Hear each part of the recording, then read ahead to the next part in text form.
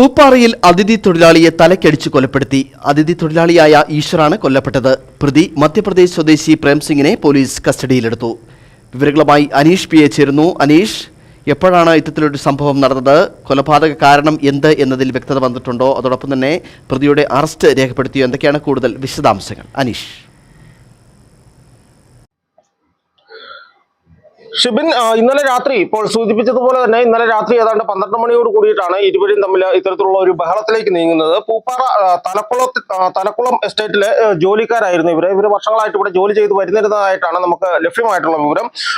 ഈ മദ്യലഹരിയിൽ ഇവർ തമ്മിൽ വഴക്കുണ്ടാവുകയായിരുന്നു എന്നാണ് നമ്മൾ പോലീസ് നൽകുന്ന വിവരം. ഇന്നലെ വൈകുന്നേരത്തോടു കൂടി പൂപ്പാറ ബിവറേജിൽ നിന്നും മദ്യം വാങ്ങി ഇരുവരും മദ്യപിക്കുകയായിരുന്നു. ഏതാണ്ട് 11:30യോട് കൂടി ഇരുവരും തമ്മിൽ വഴക്കുണ്ടാവുകയായിരുന്നു. ഈ വഴക്കിനെ തുടർന്നുണ്ടായ പ്രകോപനത്തിലാണ് ഇത്തരത്തിലുള്ള ഒരു ആക്രമണത്തിലേക്ക് കടന്നതെന്നാണ് നമുക്ക് മനസ്സിലാകുന്നത്. മദ്യലഹരിയിൽ വഴക്കിനെ തുടർന്ന് പ്രതി പ്രേംസിംഗ് ഈശ്വറിന്റെ തലയ്ക്ക് അടിച്ച് പരിക്കേൽപ്പിക്കുകയായിരുന്നു എന്നാണ് നമുക്ക് ലഭ്യമായിട്ടുള്ള വിവരം.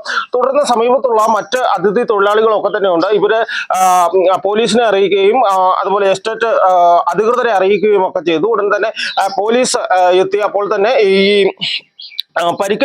ഗുരുതരമായി പരിക്കേറ്റ ആളെ ഈശ്വറിനെ തമിഴ്നാട് തേനി മെഡിക്കൽ കോളേജിലേക്ക് കൊണ്ടുപോകുന്ന വഴി ഈ ബോഡി നയിക്കുന്നവർ വെച്ചിട്ട് ഇയാൾ മരണപ്പെടുകയായിരുന്നു എന്നാണ് നമുക്ക് പോലീസ് ഇപ്പോൾ നൽകുന്ന വിവരം. എന്താണെങ്കിലും പ്രതിയെ പോലീസ് ഇന്നലെ രാത്രിയിൽ തന്നെ കസ്റ്റഡിയിൽ എടുത്തിട്ടുണ്ട്. പ്രതി ഇപ്പോൾ പോലീസ് കസ്റ്റഡിയിലാണുള്ളത്.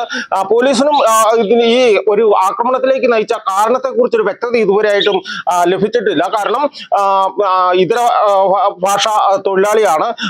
ഈ ഭാഷ നന്നായിട്ട് കൈകാര്യം ചെയ്യുന്ന ആളെ എത്തിച്ച് പ്രതിയെ കൂടുതൽ ചോദ്യം ചെയ്തെങ്കിൽ മാത്രമേ ഈ മരണത്തിലേക്ക് നയിച്ച കാരണത്തിലേക്ക് അടക്കം എത്തുവാൻ വേണ്ടിയിട്ട് സാധിക്കുകയുള്ളൂ. എന്താണെങ്കിലും പ്രതി ഇപ്പോൾ പോലീസ് കസ്റ്റഡിയിലാണ്.